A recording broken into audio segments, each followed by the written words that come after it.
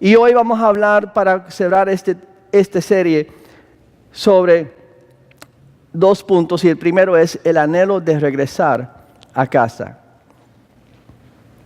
El anhelo de regresar a casa. El hermano menor toma su herencia y dice que huye a una ciudad, a un lugar lejano, muy lejos del padre. Y eso otra vez es representando que lejos estamos nosotros de Dios. Que lejos hemos oído, que separados estamos nosotros de Dios. Por eso dice, el hijo se fue muy lejos de su padre, muy lejos de su hogar.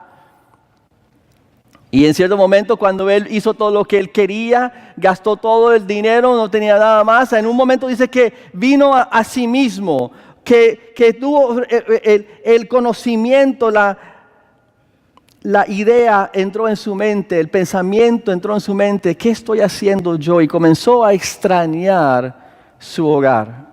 Y no solamente extrañar el hogar, pero comenzó a extrañar la bondad de su padre, la justicia de su padre, y él quiso regresar al hogar. Vino a sus sentidos, él se dio cuenta de lo que él había hecho y cómo estaba mal, y él quería regresar al hogar. Y en la Biblia vemos que esto es un tema que vemos en toda la palabra de Dios. El querer, el ser exiliados, ser separados de Dios y el querer regresar. Y es lo bueno que en esa parábola, el hijo menor, cuando dice que vino a sí mismo, he came to himself, no es él mismo que lo estaba haciendo, sino que nosotros creemos que la Biblia nos enseña que para cualquiera de nosotros, el venir a nosotros mismos, ese momento que te diste cuenta que Dios te estaba llamando, no era nosotros, sino Dios. Sin la gracia de Dios, ni eso sería posible. Como vimos esta semana en el tiempo de Ignite, de la oración, muchos creemos que cuando llegamos a Cristo, que nosotros recibimos a Cristo, nosotros encontramos a Cristo, pero la realidad es que Él es el que nos estaba buscando a nosotros. Y en ese momento el hijo se dio cuenta, es el momento en nuestras vidas cuando nos damos cuenta que Dios nos está buscando, que Dios nos está invitando a regresar a casa. Y este joven, estando ahí alimentando, dándole de comer a los cerdos, comenzó a pensar en la casa, comenzó a pensar en su hogar, comenzó a pensar en su recámara, en su cama, en su almohada, en el olor de la comida que su mamá preparaba. Y todos los recuerdos vino a su mente. ¿Cuántos extrañan y desean regresar a su país? Están aquí, han establecido sus vidas, pero cuando llega la Navidad y piensan en los tamales de Costa Rica, en el café, en los buñuelos, y comienzas a sentir, experimentar y wow, cómo extraño. Pero aún hoy en día, lo que hemos extrañado, aún si volvemos a tenerlo, no es lo mismo. Yo me crié en Miami, yo extraño la playa de Miami, yo extraño a veces que yo voy en Google Maps y voy a la calle donde me crié y voy a la casa, y ahora con Google Maps yo puedo literalmente estar parado frente a mi casa por mi computadora y ver la casa donde yo me crié. Pero si yo regreso a mi casa, yo no puedo ya entrar en esa casa. Y si entrara no sería lo mismo. Los vecinos no son los mismos, los amigos que yo tenía no son los mismos. Si yo regreso a mi escuela, todas las memorias regresan, pero la escuela ya ha cambiado y no es lo mismo. Aún ahora, si regreso a lo que antes yo conocía, no es mi hogar. Hay un sentido casi de decepción o de desaliento, porque pensábamos que íbamos a encontrar y recapturar eso, lo que habíamos perdido, pero no lo hemos encontrado. Y esta es la razón. Cuando Dios creó a Adán y Eva, Dios los creó y los puso en el huerto de Edén. Y ellos fueron creados para estar en ese huerto, estar en ese lugar donde estaba la presencia de Dios. Lo que hablamos, la manifestada presencia, es diferente que la omnipresencia que está en todo lugar, en todo momento. Eso era cuando Dios se da a conocer. Y la presencia de Dios estaba con Adán y Eva y no había nada que estaba en medio de ellos y su Dios. Fueron creados y para tener esa intimidad con el Padre en el huerto. Pero entró el pecado y fueron separados del huerto. Dios los sacó del huerto y puso el huerto en un lugar donde el hombre no podía llegar, porque en el huerto hay un árbol que se llama el árbol de la vida. Y si ellos comieran de ese árbol de la vida, siendo pecadores, nunca podrían ser salvos. Y entonces los separó del huerto de Edén. Y entonces, en un sentido, el ser humano está siempre anhelando algo, anhelando volver a casa, al hogar. Nosotros entendemos, la Biblia nos dice muy claro, nosotros estamos en esta tierra, en este planeta, pero esto no es nuestro hogar. It is not our home. Tanto como tratamos de hacerlo en nuestro hogar, no es nuestro hogar. En toda la palabra hay esta idea de ser exiliados, de exilio y de restauración. Lo vemos con Adán y Eva y luego con Caín y Abel, los hijos de Adán y Eva, donde ellos fueron separados, donde Caín mata a su hermano y tiene que ser exiliado, tiene que ser separado, tiene que huir y estar separado de su familia. Con Abraham, Dios lo llama y le dice: deje a sus padres y vaya a una tierra que yo te voy a mostrar. Después Abraham y sus hijos van a Egipto y durante unos 400 años, 500 años están en Egipto y se forman en una gran nación, pero son esclavos en Egipto y Dios trae a alguien para restaurarlos. El libertador Moisés, representando a Cristo, que nos va a liberar a nosotros del pecado y de la esclavitud. Pero entran por un tiempo en el desierto. Y por fin entran en lo que es la tierra prometida, que era lo que Dios les había prometido a ellos. Pero después de que Él los forma en una nación, Israel sigue desobedeciendo a Dios. Y Dios cumple con su pacto y su palabra y los envía a Babilonia, otra vez exiliados a Babilonia, esclavos en Babilonia, en cautiverio. Pero Él nos da estas promesas a Israel. Voy a reunirlos de todos los países a donde en mi ira, furor y terrible enojo los dispersé. Y los haré volver a este lugar para que vivan seguros. Ahora, eso se cumplió en muchas formas durante la historia, pero se cumplió en 1948 cuando Israel y los israelitas regresaron, los judíos regresaron a Israel. Antes del 1948 había muy pocos judíos, ahora hay millones en Israel, porque en 1948 esta parábola, esta profecía fue cumplida. También dice en Isaías: no temas, porque hoy estoy contigo desde el oriente, traeré a tu descendencia desde el occidente, te reuniré al norte, le diré entrégalos, y al sur no los retengas. Trae a mis hijos desde lejos y a mis hijas desde los confines de la tierra. El problema es que lo que dice Jeremías es para que vivan seguros. Pero ¿cuántos saben que los judíos viviendo en Israel hoy en día no están viviendo seguros?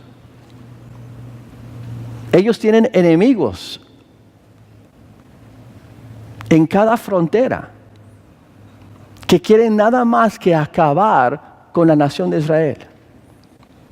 Entonces, aún en regresar a la tierra prometida, a Israel, no se ha cumplido completamente esta profecía, porque el Señor les dice que van a vivir seguros. Todavía no están en su hogar, todavía hay algo más, hay algo mejor para ellos. Y cuando regresamos a Apocalipsis, o cuando llegamos a Apocalipsis y vemos que cuando Cristo regresa y establece su trono y su reino, Él dice que vamos a estar con Él, donde va a haber el árbol de la vida nuevamente. Vamos a por fin estar otra vez en nuestro hogar y comer del árbol de la vida. De comer donde dice que trae paz para las naciones. Y entonces nosotros hoy en día estamos todavía, como el hijo pródigo huyó, nosotros vivimos en un mundo de personas huyendo todavía de la presencia de Dios.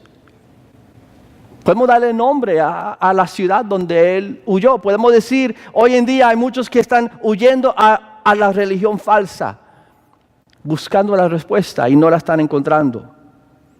Muchos que en la vanagloria, la autoadoración, la ciudad de vanagloria, buscando lo que es el significado de la vida en ellos mismos, enalteciendo sus propias vidas y encontrando solamente depresión. Muchos están yendo a las ciudades de adicciones, de vicios, de drogas, de licor, y buscando y encontrando solamente desesperación, soledad, desesperanza y otros materialismo, tratando de encontrar lo que es su hogar en lo que es lo material. En su nota dice aquí nuestro hogar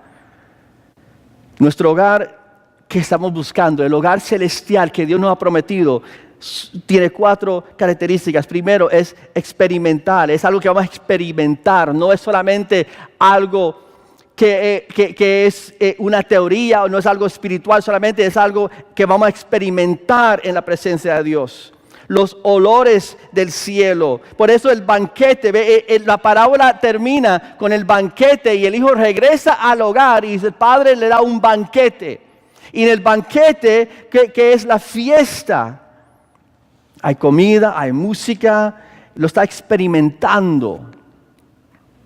Quiero que escuchen estas palabras de 2 Corintios, capítulo 2, 14 y 15.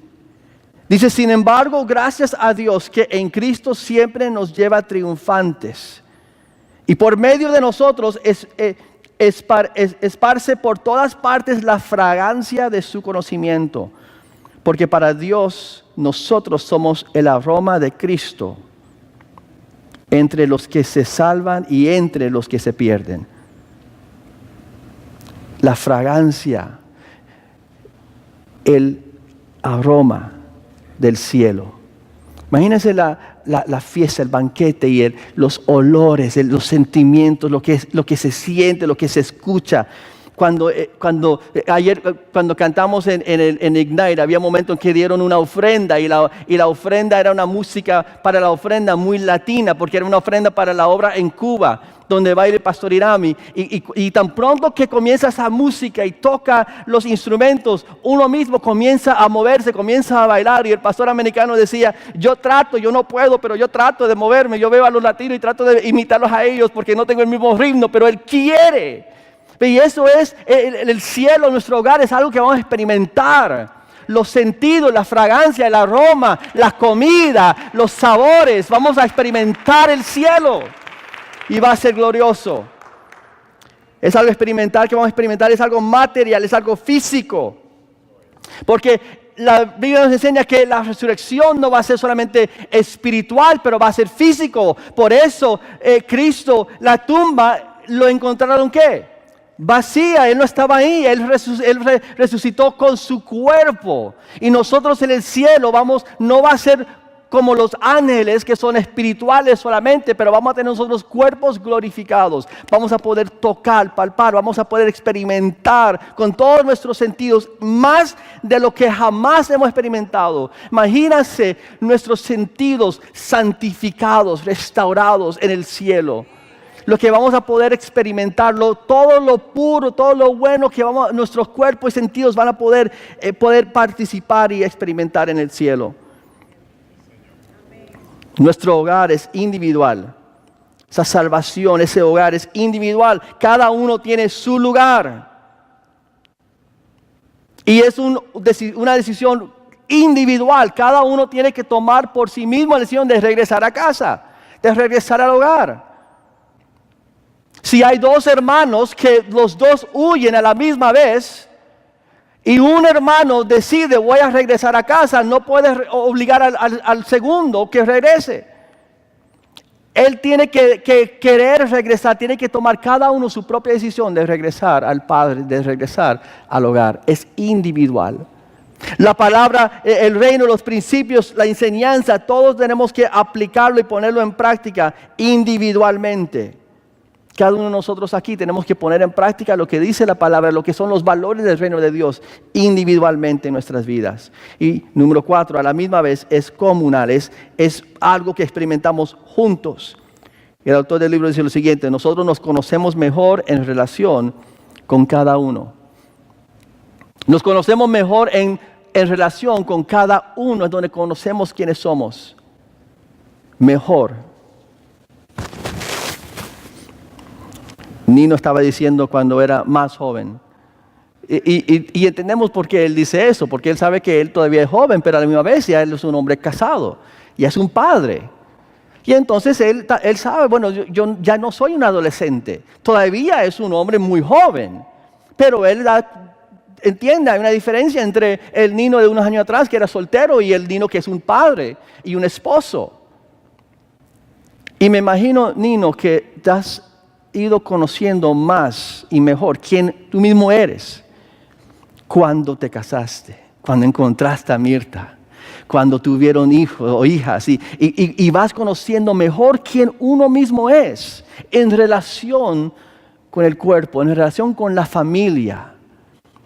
Y entonces nosotros, el reino, el hogar, el hermano no podía regresar a la casa y decir: yo quiero regresar, pero no quiero nada que ver con mi hermano mayor. Yo quiero regresar al hogar, pero no quiero nada que ver con los primos. No, yo quiero regresar al hogar y ser parte de la familia.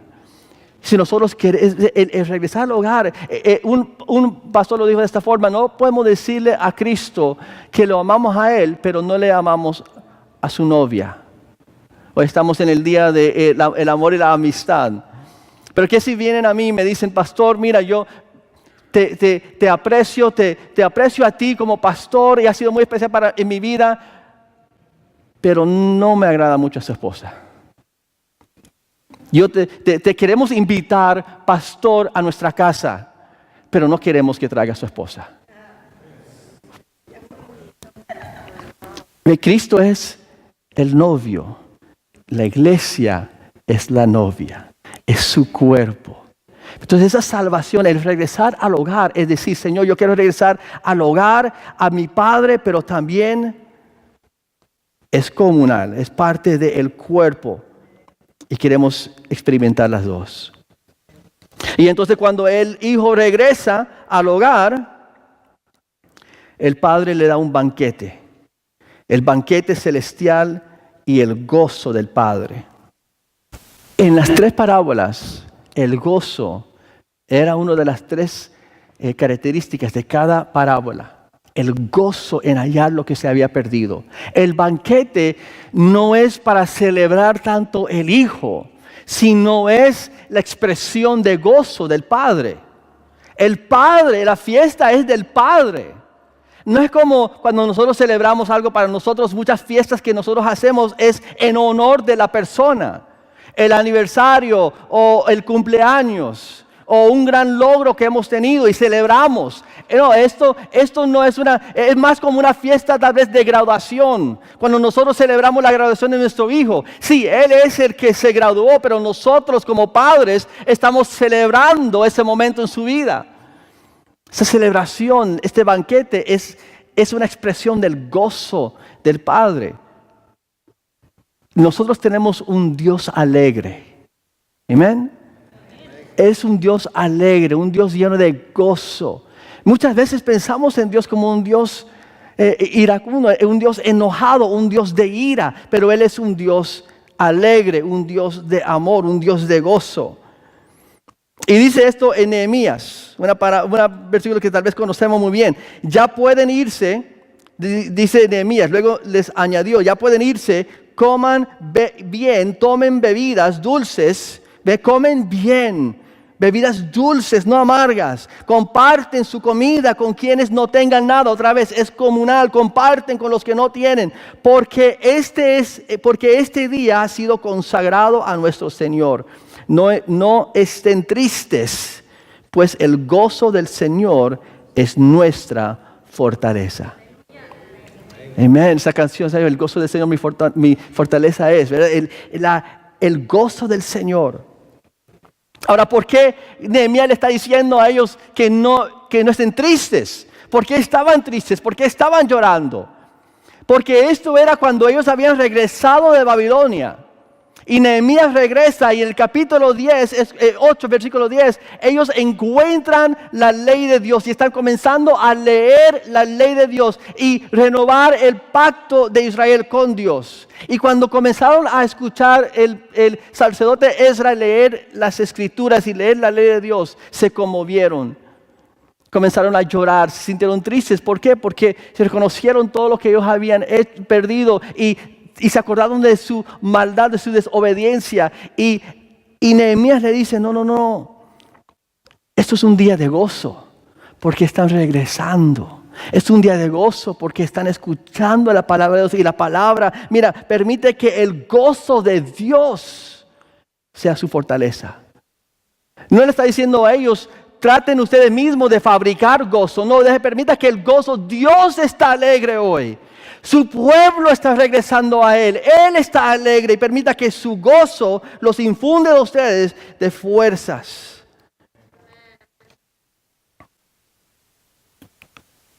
Lucas 19:10 dice, porque el Hijo del Hombre vino para buscar y salvar lo que se le había perdido. Viene para buscar y era lo que se había perdido.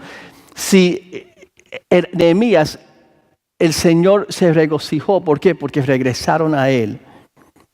Y en cada parábola, ¿qué es lo que le trae gozo a la persona? El hallar lo que se le había perdido. Y entonces, ¿qué es lo que le trae gozo al Padre? Cristo aquí dice, Él vino para rescatar, para salvar lo que se le había perdido. Eso es lo que le trae gozo al Padre, a hallar lo que está perdido. Y entonces nosotros, si somos sus hijos y nosotros queremos agradar al Padre, queremos traerle gozo al Padre, ¿qué debemos de estar haciendo nosotros? Haciendo lo que le trae gozo, hallando al perdido, porque eso trae gozo a Dios. Debemos de estar enfocados en lo que regocija el corazón de Dios. Muchas veces nosotros nos enfocamos en lo que enoja a Dios. Y yo no me refiero a nuestras acciones, yo me refiero a que nos enfocamos en la sociedad y en el mundo, en lo que nosotros percibimos como cosas que está violando la justicia y la santidad de Dios. Y con razón, el aborto, debemos de enojarnos por la injusticia, pero debemos de enfocarnos mejor en lo que trae gozo al corazón de Dios, en vez de enfocarnos en lo que enoja a Dios. No ignorar eso, pero enfocarnos en lo que llena el corazón de Dios con gozo. Y igualmente podemos enfocarnos en esa persona, esa persona en su trabajo, esa persona en su familia que está tan separado de Dios, está tan cerrado a las cosas de Dios y tiene 10 razones por las cuales no cree en Dios. Lista cada vez que se inicia la discusión o el tema de Cristo. O podemos enfocarnos en la persona de paz, en la persona que está dispuesta, en la persona que está abierta. Déjame contarte una historia que sucedió unas semanas atrás. En diciembre, una joven se paró aquí al frente para decir que ella había entregado su vida al Señor, ¿se acuerda? Y ella decidió no trabajar los domingos para poder acercarse más a Dios y asistir más a la iglesia. Ella ha estado trayendo amigas a la reunión de jóvenes de los viernes. Hace 2 semanas ella vino y trajo a una amiga. Yo no conocía a la amiga, yo no sabía quién ella era, sino solamente la amiga de Nikki. Tuvimos nuestra plática esa noche. Les mostré un video de un joven de 17 años que estaba enfermo. Tiene una enfermedad que lo afecta y aunque tiene 17 años pareciera si tuviera 60 años. Y es muy débil, pero él habló de cómo él se enfoca en las cosas que él puede hacer y no en las cosas que no puede hacer. Se enfoca en lo que viene y no en lo que está experimentando. Y entonces nosotros hablamos de eso y lo aplicamos a lo espiritual y hablamos de que mira, nosotros y él también dijo que él se enfoca en las relaciones, en las personas que lo levantan y no en las personas que lo van a detener. Entonces hablamos de eso y por qué pasar tiempo con personas que nos va a herir mejor mejor pasar tiempo con personas que va a valorarnos. Y hablé de la familia y hablé de los padres y lo importante que son padres en nuestras vidas. Y si algún amigo entra en su vida y trata de dañar su relación con sus padres, eso no es un amigo, es un enemigo y no debe de estar con ellos. Entonces hablamos del futuro y de lo que viene. Y hablamos de el futuro que viene para todo el creyente, que estar con su Padre en el cielo. Y eso es el futuro que nosotros anhelamos. Eso es, no importa lo que vivimos hoy en día, eso es lo que estamos esperando. Y luego puse una música, unas canciones de alabanza, adoración. Y yo veía a esta muchacha que estaba como quitándose las lágrimas de sus ojos. Yo no conocía su historia.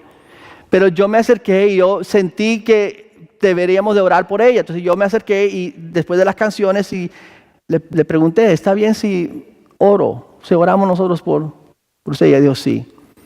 Comenzamos a orar. Ella comienza ahora a llorar y llorar.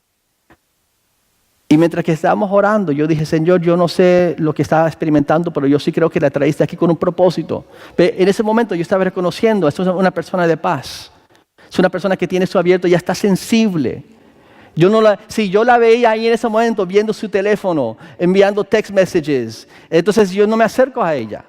Pero yo vi en ella un corazón abierto. Yo vi que ella estaba abierta a Dios. Yo vi que ella quería recibir lo que Dios tenía. Era una persona de paz. Entonces me acerqué y hablando con ella, orando, ella comienza a llorar. Y yo orando por ella, yo dije, Señor, yo no sé lo que está viviendo. Yo creo que tiene algo que ver con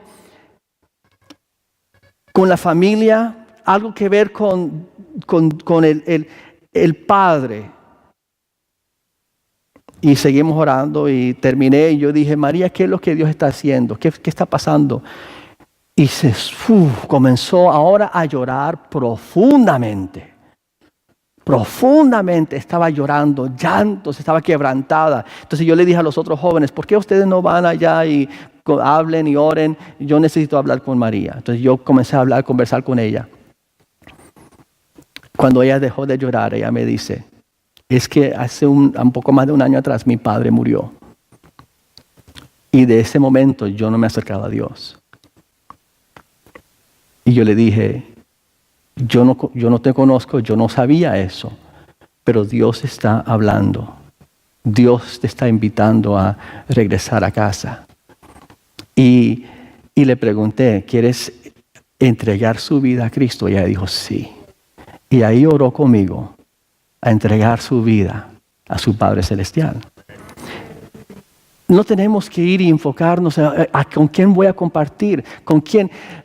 Dios nos da la oportunidad y no tiene que ser tan complicado. Busca a la persona de paz que está en su vida. Cuando Dios te muestra que hay alguien con un corazón abierto, que hay alguien que es una persona de paz, con esa persona acércase y comparte el amor de Cristo. Y mira cómo Dios va a dar oportunidades. Porque Dios está llamando al pueblo, llamándonos a regresar a su hogar.